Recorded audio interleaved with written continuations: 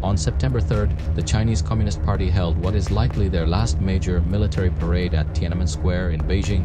The CCP aimed to showcase its newly developed weapon, hoping to impress the world. However, their structural weaknesses were hard to hide. Let's first take a look at the so-called equipment that appeared in the parade from a military perspective. The parade began with a well-ordered infantry formation, which was humorously referred to online as the most spectacular social security and minor unit in the world. Next came the army, leading with the Type 99 main battle tank, followed by the debut of the Type 100 tank. The Chinese media praised the Type 100 tank, calling it equipped with 360 degrees active protection with 4-phased array radars, 13 multispectral sensors, and anti-tank missiles. It all sounds impressive, but to those familiar with military equipment, it's clear that if the CCP could equip their tanks with such advanced technology, their fighter jets would have long surpassed those of the US military. In reality, the Type 100 tank is more of a showpiece for the CCP's leaders, resembling a Lego model with flashy features that won't even withstand a basic 105mm shell. Next came the Amphibious Assault Unit and Airborne Assault Unit, followed by the Long-Range Artillery Unit, which featured the active PL-191 box rocket launcher. Then China's infantry fighting vehicles took the spotlight, primarily the Type 04 and Type 08 infantry fighting vehicles. The Type 04 is a tracked vehicle comparable to Russia's BMP series and the US M2 Bradley. However, China's Type 04 is technically outdated, weighing 21.5 tons, with a 3-person crew and 7 passengers. It uses aluminum alloy armor and is armed with a 100mm gun. Next were the missiles, which the CCP has long touted as crucial for victory. The night before the parade, a video circulated showing 2 new missile trucks in the Beijing area.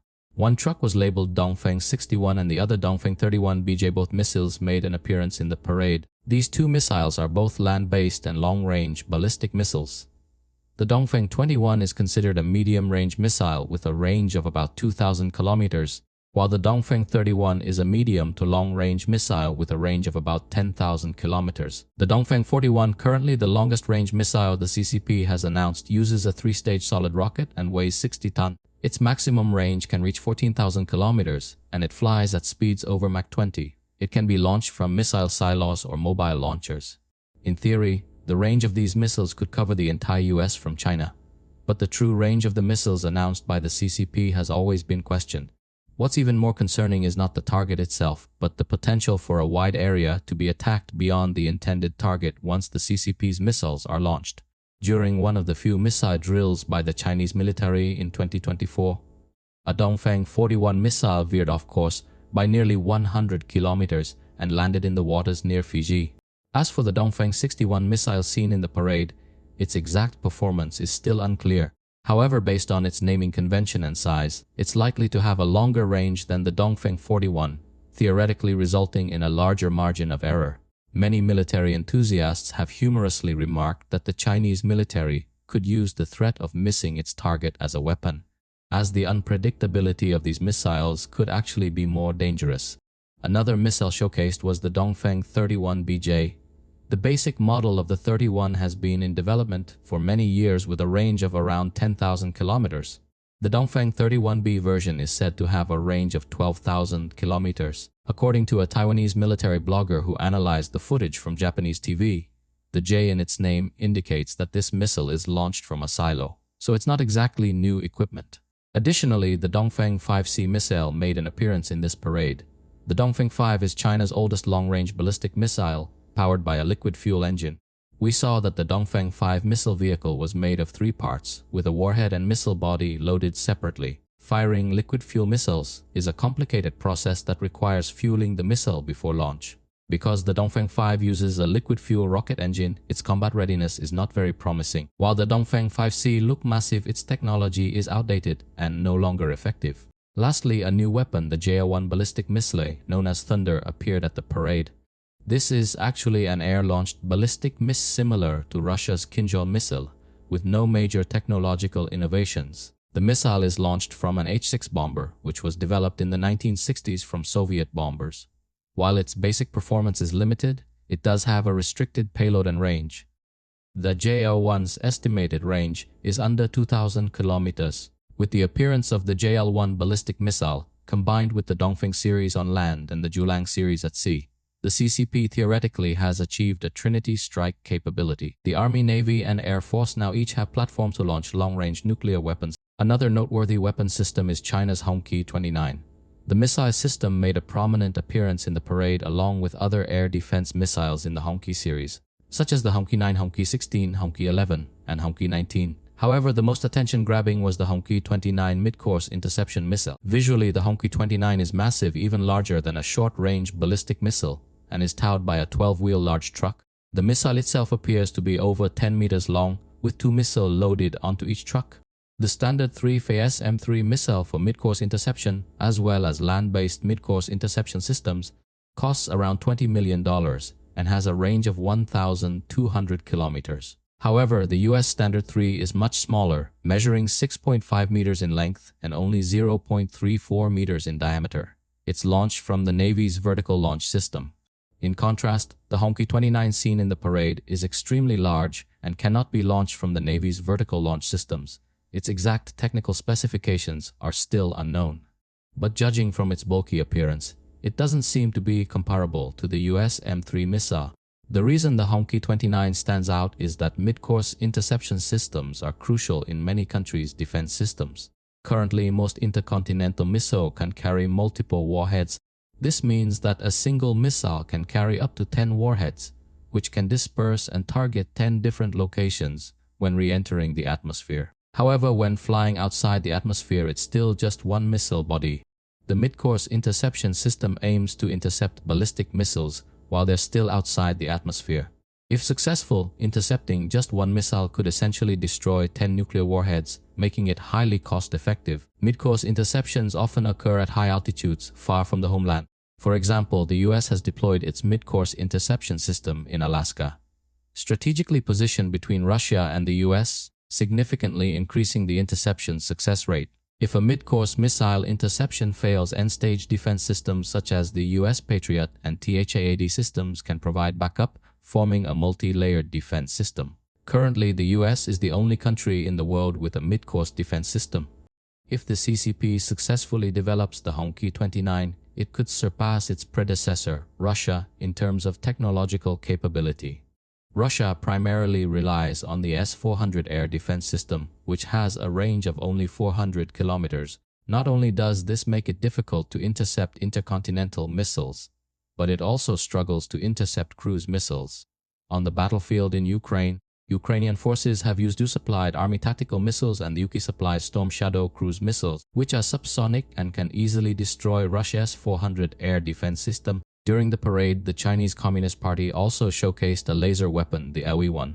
This laser weapon is mounted on a very long vehicle, as laser weapons require a lot of energy.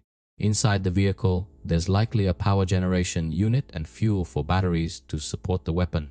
Its specific parameters are still classified, but it's said to be a shipborne laser weapon. However, the US has long entered the practical phase of laser weapon development and is at the forefront globally. At sea, the US Navy's Burke-class destroyers are already equipped with lasers. And on land, the US has installed laser weapons on Stryker armored vehicle. In comparison, China's secretive laser weapons, which are still behind, have become a subject of ridicule among military enthusiasts. Another area that attracted attention from foreign military experts was the drone unit in the parade.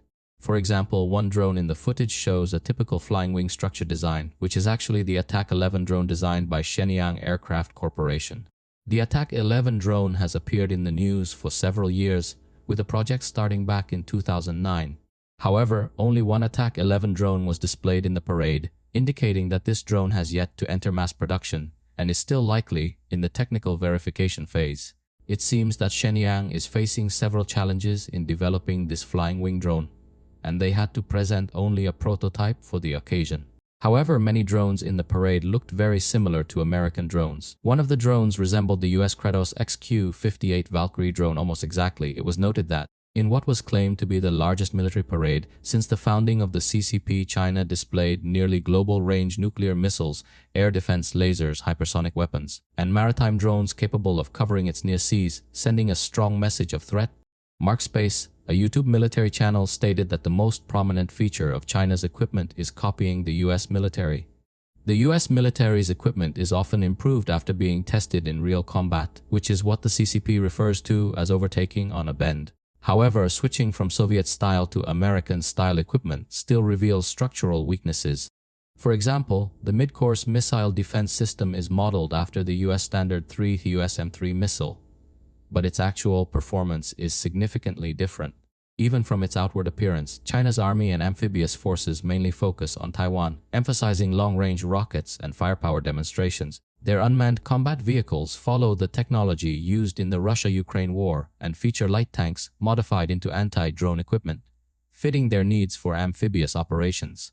However, heavy tanks have limited effectiveness in Taiwan's terrain. In terms of the Navy, while there have been noticeable improvements, there are still many signs of imitation. For example, the Hongqi-18 missile resembles the Swedish Navy's missile, and the unmanned underwater vehicles UUVs are still in their early stages, with size and length that can't compare to the US Navy systems. The US Navy has already deployed the 80-ton Tiger Shark UUV and has also produced the Ghost Shark UUV for Australia. The US has deployed its Ghost fleet in Yokosuka, Japan, and the Middle East, even testing the third generation of unmanned warships designed for missile attacks. In contrast, most of China's unmanned vessels are equipped with small rockets and guns, functioning more like kamikaze boats. In terms of the Air Force, there wasn't much new to see. The only notable pieces were the carrier-based Adu ACS KJ-600 and J-15T fighter jet. Markspace mentioned that these had already been shown before, and this parade was just their official debut. The KJ-600 is a complete copy of the American E-2 Hawkeye ACS, but so far it has only completed land-based test flights and has yet to undergo carrier-based takeoff and landing tests, making its practicality questionable. Other than that, the much-anticipated Ish-20 bomber didn't appear. The rocket force remains the main power for China to counter the US military. China displayed the Dongfeng C intercontinental missile and several hypersonic missiles. However, Markspace pointed out that China's numerous missile models create maintenance challenges, saying that with so many types, it becomes a huge logistical burden. In contrast, the US military retains only a few models, making it easier to upgrade and extend their lifespan. He further stated the massive missile display by China is largely for show, aimed at publicity. Few of them are actually ready for service. Missiles have a limited lifespan and require continuous maintenance and system upgrades with huge costs. Experts also noted that a more serious issue for the Chinese military lies in its command structure and combat experience. The Chinese military's performance in real combat remains unknown. Since 1979, the Chinese military has not fought a full-scale war. The command system of the CCP's military faces even greater challenges. In the past 2 years, the military has undergone an anti-corruption campaign, with more than 10 senior generals being purged, many of whom were close allies of CCP General Secretary Xi Jinping. Of the 7 members of the military commission, 3 have either been removed or gone missing. There have been reports within the military that soldiers are feeling paranoid and insecure. US think tank analyst Jonathan Sin commented, "The parade allows Xi to focus the world's attention on its massive strides in modernizing its military hardware, while overshadowing the stubborn challenges afflicting the PLA, most notably the continued purges rolling through the ranks of its most senior officers." Su Zuyun, director of the Taiwan Defense Strategy and Resources Research Institute, also noted that this year's parade was different from past years. For the first time, the event was moved from its traditional 10:00 a.m. start to 9:00 a.m., despite the temperature in Beijing ranging from 22 to 30 degrees Celsius. This change might suggest concerns over the health of the leadership, as they could not endure being in the heat for so long. From CCTV's live broadcast, Xi Jinping appeared with a dark complexion, looking fatigued, and his speech lacked energy. Video surfaced online showing his head trembling, clearly indicating signs of illness. Even more notable was the change in the parade's commander. The position previously held by the commander of the Central Theater Command was instead taken by the Air Force commander of the Central Theater, Major General Hong Sung-yin. This change suggests a major shakeup within the CCP's military leadership, reflecting internal political instability and infighting. Analysts pointed out that the CCP's high-level command structure has been shattered due to recent purges, and mid-level officers are worried about the fall of their patrons and uncertain futures. Additionally, lower-ranking officers lack high-quality training and proper logistical support. In recent confrontations with Taiwanese aircraft, Chinese Air Force pilots exposed extremely low military competence and emotional control. Besides using vulgar language, their flight maneuvers and tactical responses were clearly inferior. This highlights concerns about the mindset and combat skills of China's highest-paid fighter pilots. As the ultimate commander of the military, Xi Jinping poses the greatest threat to the morale of the entire army, especially as his health and mental state is deteriorating. Xi pointed out a phenomenon that speaks volumes. On the day of the September 3rd parade, the CCP's official media went into overdrive, showcasing the magnificent nature of the event and reporting on the appearance of a large number of new and advanced weapons. According to tradition, China's Asia market should typically experience a rally, especially with defense stocks seeing a sharp rise before being sold off. However, to everyone's surprise, the ASEAN market performed poorly on September 3rd, with the defense sector being one of the hardest hit, leading the market's decline. Financial commentators on social media have questioned the authenticity of some of the weapons displayed in the military parade. Some equipment are possibly just models designed to create a show of force. They believe the collective crash in military stocks after the parade might be due to the market sensing doubts about the authenticity of these weapons. These pieces of equipment may appear powerful on the surface, but in reality, they're likely to be ineffective. Shen Mingshu, a researcher at the Taiwan National Defense and Security Research Institute, also expressed skepticism. He questioned whether the AJX-002 unmanned underwater vehicle that was unveiled during the parade could effectively evade both underwater and aerial detection. He told the media that these static displays cannot verify the true capabilities of the weapons, and it's possible they're just shells designed to scare others. Renowned Chinese author Li Zhongpeng sarcastically remarked on X that the weapons showcased at the parade were actually supported by people's social security funds, medical insurance, pensions, taxes, fines, and mortgages. He also pointed out that the children of CCP officials tend to choose to study and live in so-called hostile countries such as the US, Japan, Canada, Australia, and EU countries rather than the friendly countries that attended the parade. He urged the public to view the true meaning behind the parade with rationality.